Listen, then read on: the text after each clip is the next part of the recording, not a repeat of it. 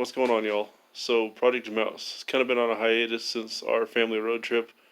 It pointed out some issues with the rig that I needed to square away as soon as possible.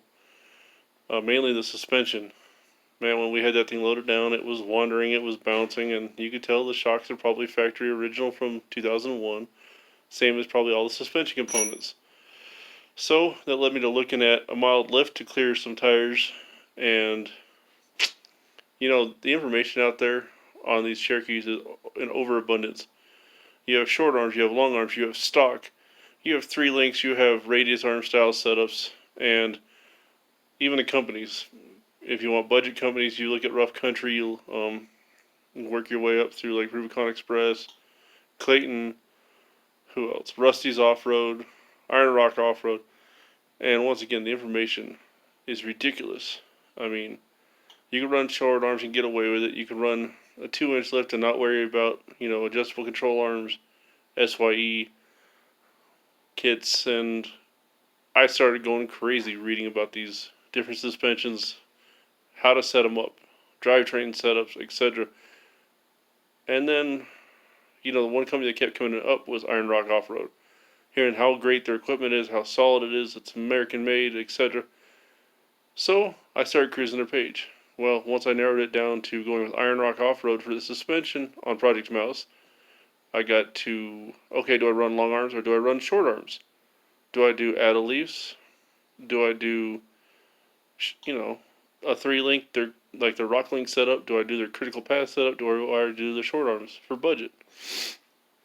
And then it comes to ride quality, handling characteristics, etc. And then it's also how big do you want to go? I don't plan on going bigger than 31s or 32s on my Jeep, so around a 4-inch lift and some fender trimming is ideal for me and for my daily driver. Let me show you what we ended up going with. It's everything we went with for Project Mouse. Starting with Ironrock's 4-inch Rock Link lift kit. Now, traditionally that kit comes with add-a leafs and your options of shocks. You can go no shocks, you can go Ironrock's shocks, you can go Deutsch 8000s, or you can go Bilsteins. And once you pick your shocks, you scroll down the page and you can either choose to run the add-a-leaf, or you can upgrade to their military wrapped 7-leaf packs for an additional $260. And you can even go with the JKS disconnects at another $100. Now, their leaf springs, like I said, are military wrapped. They use poly bushings, and they are stout. Now, standard equipment, of course, for the 4-inch Rock Link setup. Excuse me. Coil springs, new boomerang shackles, U-bolts for whatever rear end you have, whether it's a Chrysler 8 1/4 or Dana 35. You've got their heavy duty double shear track bar. The transmission crossmember. Now in 2000 and 2001 Cherokees, you have to switch to a different trans mount, and they have that in stock. Then you've got your lower control arms, and those things are pure beef. I ended up going with Ironrock's shocks because it was no additional cost to what they offer in their kit. You can upgrade for another $110 to Deutsch shocks, or I think it's another $200 for some Bilsteins. All their hardware comes packaged neatly. I just threw it in a box so I didn't lose anything. And then we can go ahead and show you the extras that I bought while I was scrolling through their page. I went ahead and went with new spring U-bolt plates. These ones are 3/8 thick. They're really heavy duty. I went with those because my truck is an Oregon forestry vehicle, and being near the ocean and in the forest, I didn't know what kind of rust I was going to encounter under the rig. I also went with some bar pin eliminators, because basically, in my opinion, bar pins suck. I went front and rear bar pin eliminators. I went with their heavy duty spring retainers, and you can see these are thick. I actually have a factory axle sitting here, so you can see the thickness difference. Let's see if I can get in here. Sorry, guys. And then along with that being, I went with new leaf spring hardware,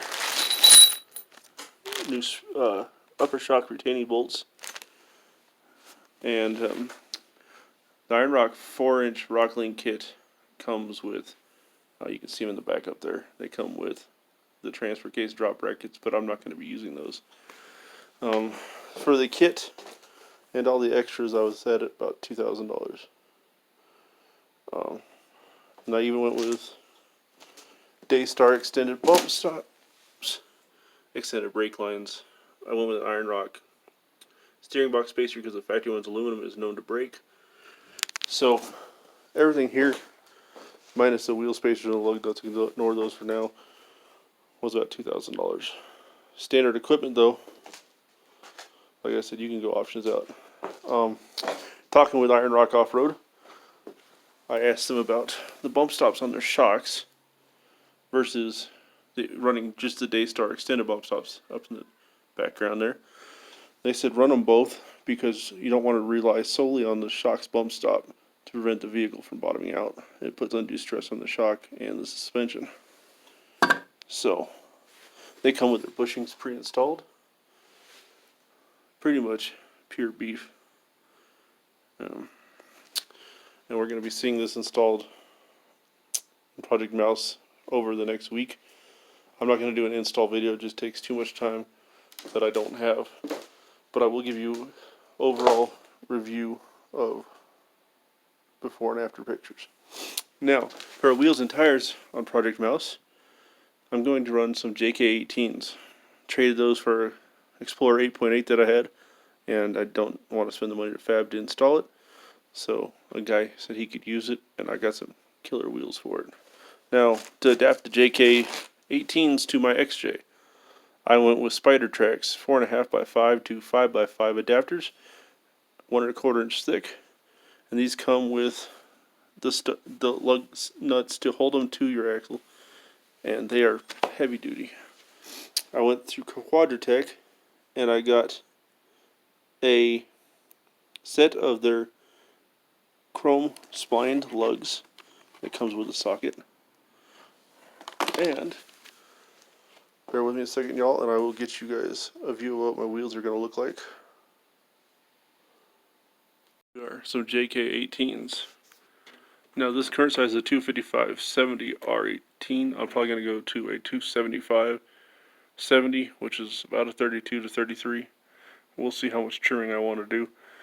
The previous owner painted them a grayish color, and I'm just going to scuff them up, repaint them, and keep the chrome center cap because it looks kind of cool.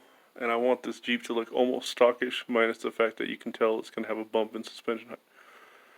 All in all, folks, I got a set of 5 tires. Pardon the angle. I'm in the way here. I don't have much room to walk. For 5 wheels and tires for my 8.8. And like I said, once we get the lift installed and all the parts put together, I'll give you guys an overall view of any tech tips or install problems I had. And I'm using basic hand tools, jack stands and jacks on my garage floor. So thanks for watching, and we'll let you see the end results here in a few.